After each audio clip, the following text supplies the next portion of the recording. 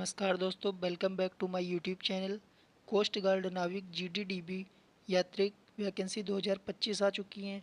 क्या क्या इसका सिलेक्शन प्रोसेस है, अप्लाई ऑनलाइन कैसे करना होता है, इसकी एग्ज़ाम डेट क्या है और फीस क्या है, रनिंग स्टेटस, फिजिकल, सिलेबस और एज लिमिट क्या होती है, पूरा इस वीडियो में हम लोग जानेंगे। और इसको कैसे अप्लाई करेंगे वो भी जानेंगे, तो वीडियो को एंड तक ज़रूर देखिएगा। तो सबसे पहले हम लोग बात कर लेते हैं इसकी फॉर्म क्या है, इसकी टोटल पोस्ट कितनी निकली हैं। तो टोटल पोस्ट की अगर बात करें हम लोग तो 630 टोटल पोस्टें निकली हैं, जिसमें कोस्ट गार्ड, नाविक, जीडी और डीवी और यात्रिक वैकेंसी रहेंगी। टोटल मिलाकर पोस्ट दी गई हैं। और इसकी अप्लाई ऑनलाइन की अगर बात कर लें, कब से नोटिफिकेशन आया है और कब से कब तक की इसका फार्म भरना है, तो इसमें लिखा है अप्लाई डेट की है 11 जून से 25 जून के बीच में आप सभी लोग फार्म भर सकते हैं। अगली अगर बात कर लें एग्ज़ाम डेट कि एग्ज़ाम इसका आप लोगों का कब होगा, तो ये थर्ड से 3 बार में होता है paper, first, second and third. तो फर्स्ट जो पेपर होगा वो आप लोगों का होगा सितंबर 2025 में। जो बच्चे पास करेंगे उसका सेकंड स्टेज होता है, तो वो नवंबर 2025 में पेपर कराया जाता है। और थर्ड जो है वो फरवरी 2026 में आप लोगों का पेपर कंडक्ट कराया जाएगा। तो फीस स्ट्रक्चर की फ़ीस इसमें आप लोगों को कितनी कितनी देनी पड़ेगी, तो फीस जनरल की अगर बात करें ओबीसी और ईडब्ल्यूएस, उनको केवल 300 रुपये फ़ीस देनी पड़ेगी। 300 रुपये जनरल ओबीसी एंड ईडब्ल्यूएस वाले कैंडिडेट को 300 रुपये फ़ीस देनी पड़ेगी। एससी और एसटी की अगर बात कर लें हम तो 0 रुपये फ़ीस देनी है। एससी एसटी वालों को 0 रुपये फ़ीस देनी पड़ेगी। अब बात कर लेते हैं एज लिमिट, कितने से कितने साल के बच्चे इसको फार्म को भर सकते हैं। तो 18 से 22 साल के बच्चे जितने भी हैं वो सभी व्यक्ति इस बच्चे को फार्म भर सकते हैं, चाहे वो मेल हो चाहे फीमेल हो, दोनों लोग ये फार्म भर सकते हैं।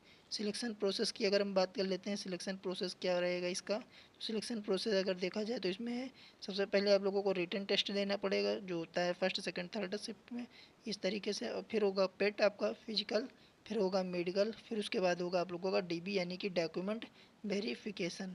उसके बाद अगर सिलेबस की हम लोग बात करें कि सिलेबस में आप लोगों को क्या क्या आता है, पेपर में किस तरीके से होता है, तो उसमें सिलेबस आपके जो है वो 60 क्वेश्चन रहते हैं, 60 मार्क्स और 45 मिनट में आप लोगों को करने रहते हैं। 60 क्वेश्चन 60 मार्क्स के रहते हैं और 45 मिनट में आप लोगों को करने रहते हैं।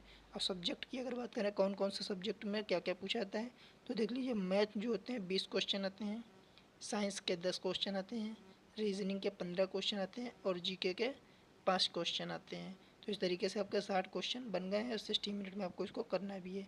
और अगर बात कर लेते हैं इसमें क्या कितना कितने पासिंग मार्क्स होते हैं कि इतने नंबर आपको लाने ही हैं, तो हम लोग बात कर लेते हैं पासिंग मार्क्स की। अगर बात कर लें हम लोग तो इसमें जो जनरल होता है, ओबीसी होता है और ईडब्ल्यूएस होता है, उसको कम से कम 30 नंबर आपको लाने ही हैं। कम से कम आपको 30 नंबर लाने हैं। अगर 30 से नीचे आ जाए तो आपको डायरेक्ट फेल की श्रेणी में रख दिया जाएगा, तो आप लोग कुछ नहीं कर सकते हैं।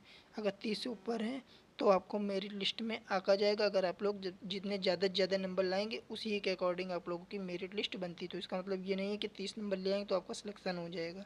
30 नंबर एक मिनिमम क्राइटेरिया है कि आप लोगों को नोटिस किया जाएगा। और SC ST की अगर हम लोग बात कर लेते हैं तो वो SC ST में 27 नंबर दिया गया है, ST ST में 27 नंबर दिया गया और जनरल ओबीसी एंड ईडब्ल्यूएस में 30 नंबर दिए गए हैं। तो इस तरीके से आप लोग इसकी तैयारी कर सकते हैं अच्छे से, क्योंकि टाइमिंग भी बहुत दी जा रही है। अगली बात कर लेते हैं हम लोग फिजिकली। इसके बाद जब आप लोग सिलेबस जो कंप्लीट करके पेपर देते हैं, फिर सिलेबस जब पूरा होने के बाद पेपर में पास कर लेते हैं तो आता है फिजिकल।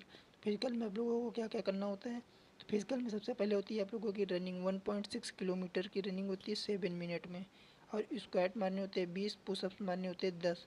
और हाइट आप लोगों की 157 सेंटीमीटर होनी चाहिए।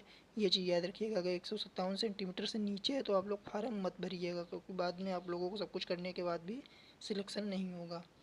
तो इस तरीके से आप लोग कोस्ट गार्ड नाविक का फार्म भर सकते हैं। और अगर आप लोगों को अप्लाई कैसे करना है तो लिंक इन डिस्क्रिप्शन हमने डाल दिया है लिंक को, तो आप लोग डायरेक्ट जाकर लिंक को देख के ऑफिशियल जानकारी भी प्राप्त कर सकते हैं और अप्लाई भी डायरेक्ट कर सकते हैं। उसके लिए आप लोगों को डिस्क्रिप्शन में जाना पड़ेगा मेरे, और वहाँ पर लिंक आप लोगों को डायरेक्ट देखने को मिल जाएगी।